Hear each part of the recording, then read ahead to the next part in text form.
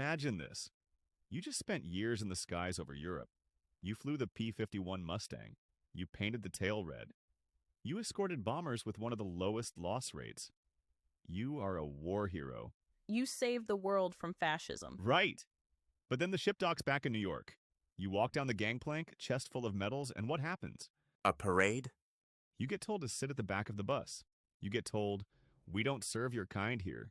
It's worse than that, Jax. While these black pilots, officers in the United States Army Air Forces, were stepping off those ships into a segregated America, there were German prisoners of war being transported to camps in the South. Let that sink in.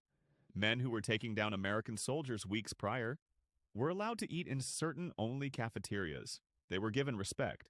They were even offered jobs in some towns.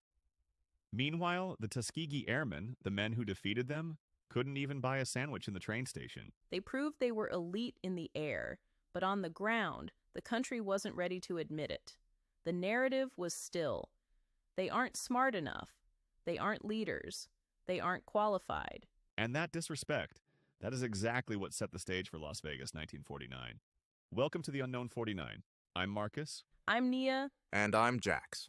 And today, we're talking about the moment the Air Force tried to bury the truth and how the 332nd Fighter Group had to prove, again, that they were the best in the world. Honestly, that's still the part that gets me.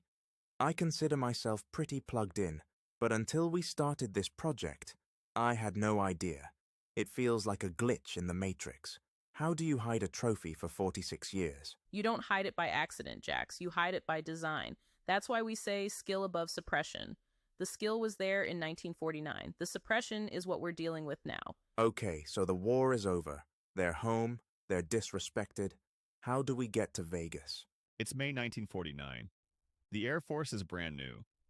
They hold the first ever Top Gun style competition, the USAF Gunnery Meet. The 332nd sends a team, Captain Alva Temple, Lieutenant James Harvey, Lieutenant Harry Stewart, and Lieutenant Halbert Alexander. And I'm guessing they weren't given the best equipment? Hardly. They were flying F-47 Thunderbolts, heavy, propeller-driven fighters from the war. Meanwhile, they're competing against other units flying P-51 Mustangs and the newer F-82 twin Mustangs. Faster, more agile. The odds were stacked. The system wanted them to fail to justify the segregation. But they got up in that Nevada heat, and they didn't just compete. They put on a clinic. Aerial gunnery, dive bombing, panel strafing. So they won? They decimated the competition. They won overall top team honors in the propeller class in all events.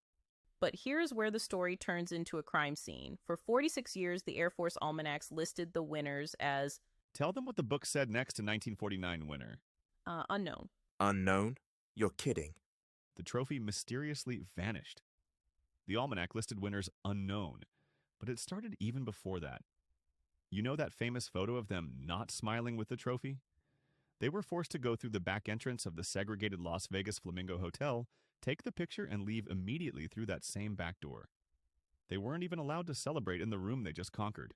It was active erasure, Jax. By hiding that trophy and the men who won it, they hid the inspiration. They stopped a generation of young black kids from saying, "Look, we are the best." It kept the unqualified stereotype alive. It wasn't until 1995 that the Air Force finally admitted the truth and corrected the record. The 332nd proved that excellence has no color, even when their own country didn't want to see it.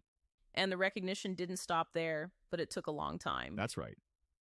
It wasn't until 2022, 73 years later, that the U.S. Air Force Weapons School at Nellis Air Force Base finally unveiled a plaque to commemorate the 332nd's historic victory in the 1949 Air Force Gunnery Top Gun Meet. A long time coming, but now it's set in stone at the very place they won, and that's what this show is about, filling in the blanks. We want to end that stereotype that black pilots are unqualified, and we have the receipts to prove it. They tried to hide the trophy, but they couldn't hide the greatness. That's it for episode 1. We've got more stories coming. And remember, if you want to help us fund the future of aviation, check out the shop at unknown49.com. We've got these hoodies, shirts, and all kinds of gear to help represent the legacy. 10% of the profits will be directly donated to organizations dedicated to supporting and mentoring future black aviators and leaders.